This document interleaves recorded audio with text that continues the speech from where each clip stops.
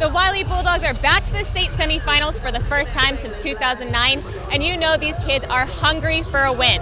But first they have to take care of a little rematch business with the Argyle Eagles. The Bulldogs have won their last 10 meetings against FCS opponents and have done it by an average of 25.5 points, which is why it's no surprise the Wildcats will be the underdog in tonight's season opener. Now, the Dragons may have the upper hand as they've beaten Abilene High 4 of the 5 times they've played, but there's just something about this 2015 Warbird squad that has everyone excited. The Indians' defense has been holding them to 2 to 3 yards per game, which means they've kind of turned to their throwing offense. In fact, their last 2 touchdowns have been off of passing plays, and it's kind of opened it up for them. The Breckenridge Buckaroos are sitting at 500 on the season going into tonight's game against Boyd, a team that also shares a 4-4 record. We have no way of predicting who's going to come out on top in this one, but what I can see just from looking up at the skies, there could be some crazy weather, and we know there's going to be some great football tonight. But let's just keep our fingers crossed, there's no lightning. Abilene Cooper has felt the highs of big wins like their goal line stop against Ryder in the final seconds of the game, and the lows of defeat like their blowout against Abilene High in the Crosstown Showdown. Devin Johnson, who usually gets big runs, big carries multiple times per game, usually averages about 200 yards per game so far this season. He has not gotten very many breakaway runs at all. In fact, I've seen him drop behind the line of scrimmage a couple times. The Bulldogs have been a staple in the playoffs the last 30 years of head coach Hugh Sandifer's time here at Wiley, while the Eagles have been to 3 out of the last 4 state title matches, which is why it's no surprise that Bulldog Stadium is hosting the Class 4A marquee matchup of the week.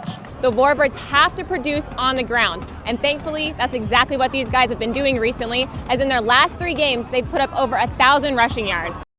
These are the precious moments that make up ACU freshman cornerback J.R. Hall's journey to college athletics. And just as quickly as a photo is snapped, a young man's life can change forever. So I had to rush home and get my cleats, and I was going home to get some food. And I was in a rush, I lost control. Just a couple of days before signing his letter of intent to play Division I football, JR was in a severe car accident that could have easily taken his life. But after waking up days later, his only concern was... I mouthed out the words, I didn't get the sign. That was like the first thing. Like as soon as I came back to, she's like, I didn't get the sign. Thankfully, JR had impressed ACU head football coach Ken Collins with a lot more than his ability to make a tackle. I want to know who the guy is. I want to know what his heart is. That's J.R. Hall, and he was one of the most positive people you could ever be around. You gotta stop. And we tell these guys, we're going to walk through life with you, and it just started a little bit sooner for J.R. Hall. Instead of playing the game he devoted his entire life to, JR is now going to rehab and learning to live his life from a wheelchair. But if that bothers him at all, you'd never know. Everything is a mindset, so it's like how you take it. So you see me every day with a smile on my face. I'm not going to be down about it.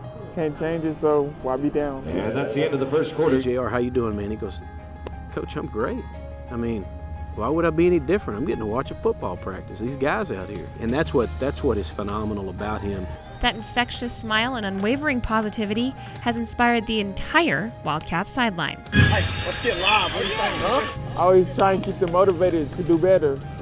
And practices as well. He just seemed like a upbeat kid with great spirits and a lot of heart. So, we just became friends. Freshman cornerback Jabari Butler can always count on a little encouragement from a fellow corner and a friend.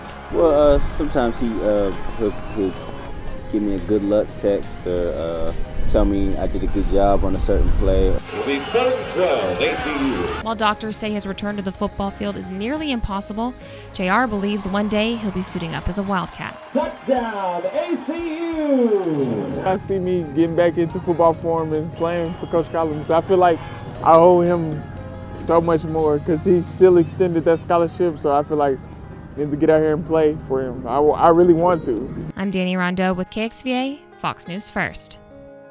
Now with your local sports, here's Dani Rondeau. If you're looking for big-time plays, you're in the right spot. It's national leader in yards per play North Carolina versus the national leader in total offense, the Baylor Bears in the Russell Athletic Bowl. Despite a rash of injuries to key players, Baylor is here to ball, and the Tar Heels are looking for their first ever 12-win season. 6 minutes into this one, the Tar Heels are threatening as it's 3rd and 8 on the Bears' 9-yard line. QB Marquise Williams with all the time in the world, so you know he finds his man in the back corner of the end zone. 7-0, North Carolina. After that TD, it was the Baylor Bears show as they would score the next 4 touchdowns. It's 1st and goal Baylor. Lynx Hawthorne going to take this one all by himself. Despite one defender, he's in it easy to tie the game at 7 apiece. Skipping ahead to 2 minutes left in the third, Baylor leads 35-24, and they're not done yet. Johnny Jefferson is off to the races for an 80-yard TD run. 42-24, Baylor lead. Tar Heels get the ball. They aren't going down like that. Williams doing everything he can to keep his team in this one as he finds Bug Howard in the end zone, cutting Baylor's lead to 11. Fast forward to 10 minutes left in this one. Baylor leads 42-31, and they just keep coming at the Tar Heels. Terrence Williams runs it in for their final touchdown of the night, 49-31 Bears. Baylor would break a bowl record for rushing yards in this one as they beat North Carolina 49-38. And right now in the Texas Bowl, it's the third quarter, and LSU leads Texas Tech 21-13. Well, UH head coach Tom Herman has a new reason to show off his smile. Just before the University of Houston plays in the Peach Bowl, Coach Herman got his new custom grill and posted these pics to Twitter. Herman promised the team he would get one if the Cougars won their conference, and apparently the grill costs a little less than $15,000. Chump change, that is not. Houston plays on Thursday against Florida State in the Chick-fil-A Peach Bowl. The Dallas Cowboys are hurting all over the field, but top priority in 2016 is finding someone to lead the huddle, especially when the franchise QB, Tony Romo, is so injury-prone.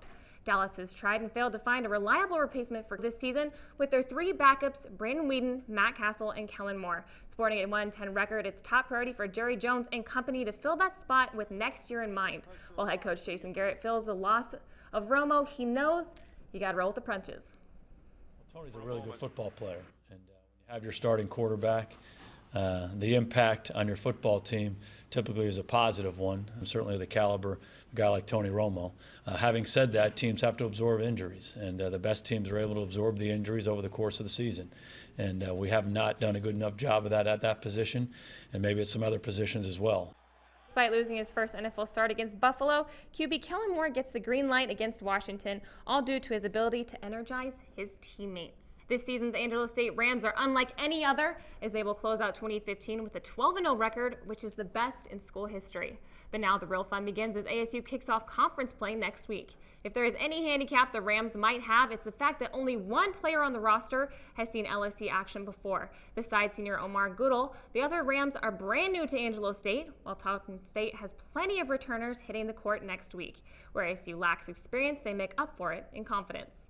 It is a concern just to be able to try to tell these guys just how good the competition is. But, you know, we've played a fair schedule. I feel like we're prepared as we can be, but we also know how difficult the task is to go into Stephenville and win at Tarleton State. While the Rams have the top scoring offense in LSC this season, Tarleton State has the #1 scoring player in E.J. Reed. This shootout will happen on January 6th in Stephenville. Stay tuned here for much more after the break.